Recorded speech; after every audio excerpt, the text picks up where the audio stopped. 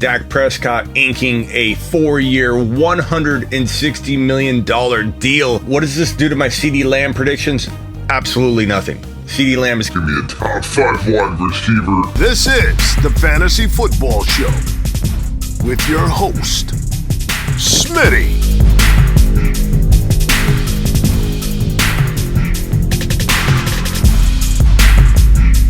Top 5 running back. You're watching the Fantasy Football Show. Smitty. Take a lap. What does this do to my Ceedee Lamb predictions? Absolutely nothing. We all knew that. If you're watching my show, you know we've been beating that drum from the beginning of January, probably November, if we look back. Ceedee Lamb is going to go crazy. I know a lot of Amari Cooper truthers out there are like, don't forget about my boy Amari. I'm not saying Amari can't have a Cortland Sutton type career alongside of a Ceedee Lamb, but get something straight. Ceedee Lamb is the number one option in Dallas, and he's going to be a top 5 wide receiver, and Dak Prescott is going to make it happen. This is great news for Zeke Elliott owners because it gives Zeke room to run, potentially. And I do have my concerns about Zeke maybe losing a step. Has the mileage added up? We'll find out. But I think if you cuff Zeke to Tony Pollard, who you can easily get, you need to reach an entire round to make sure you lock that situation up. But if you get the super handcuff, and there are only 4 or 5 super handcuffs in the NFL, if you get the super handcuff, Pollard, cuff him to Zeke, you've got top 5 to 6 running back production on the year with your 16 individual starts using those 2 assets in your lineup. Now, where do you take them? I've seen him go as high as 6. People still believe in him and take him high. Or I've seen him fall all the way to 8, 9, 10, which is usually the range you're like, okay, I gotta take him. And you might not necessarily even believe in him or you worry about him. But I think at 7, 8, 9 in one league, I'm gonna go all in and just cuff him to Pollard. I'm grabbing Pollard no matter what. Kenny Golladay and Aaron Jones not tagged. We didn't want Golladay staying in Detroit anyway, catching balls from Goff. We want him with Watson or a better quarterback. And I've been predicting all offseason long one of Golladay and A-Rob would be playing alongside Robinson. Since A-Rob was tagged, that means Watson's got to go to Chicago to make that happen if it's A-Rob. And Kenny Golladay, maybe they go together somewhere. Godwin tagged. I don't know if I love that. A lot of people hate it.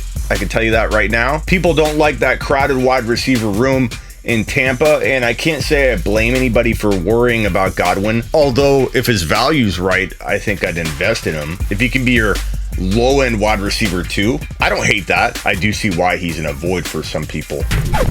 Aaron Jones is the interesting one here, the curious case of Aaron Jones. Look, Green Bay says, hey, we want him back. But not tagging Aaron Jones must mean they don't feel like he's worth the average of the top 5 or 6, 7 running backs in the NFL.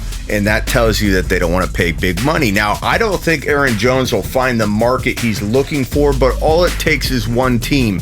I don't think Arizona can afford it, nor do I think they would pay out the big bucks, but maybe he lands in Miami.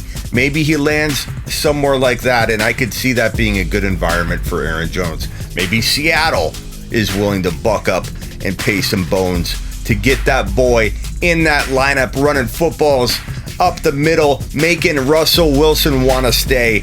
We'll see what happens there. But I will say my cautionary tale for Aaron Jones is this. He's a touchdown-dependent guy that's been ultra-productive in a Green Bay attack that's fed him massive amounts of touchdowns. Touchdowns you don't see in other offenses when you're not running barely over 1,000 yards a game. Now, am I saying that Aaron Jones isn't a good running back? No, but he's always been an off-injured guy. And if he's going to get hurt getting more carries, what happens when he goes to Miami where he can't get the touchdowns that made him a superstar in Green Bay, and he has to make up for the lack of touchdowns? Maybe he still gets 7 or 8. He has to rush for 1,400 yards. Will an Aaron Jones, who's often injured, who's not asked to run for more than 1,000 yards in a Green Bay offense, be able to transition over and become a 1,400-yard back and stay healthy? I'm not saying it's impossible, but I think the odds are stacked against him to stay healthy at a 1,400-yard usage volume.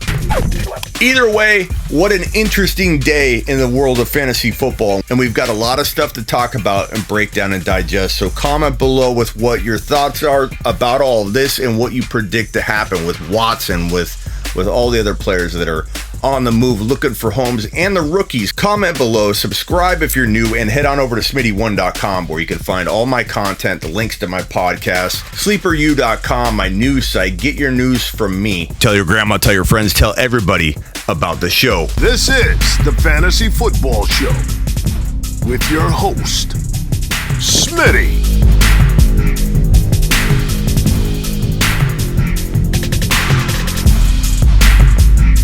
Top 5 running back. You're watching the Fantasy Football Show. Smitty.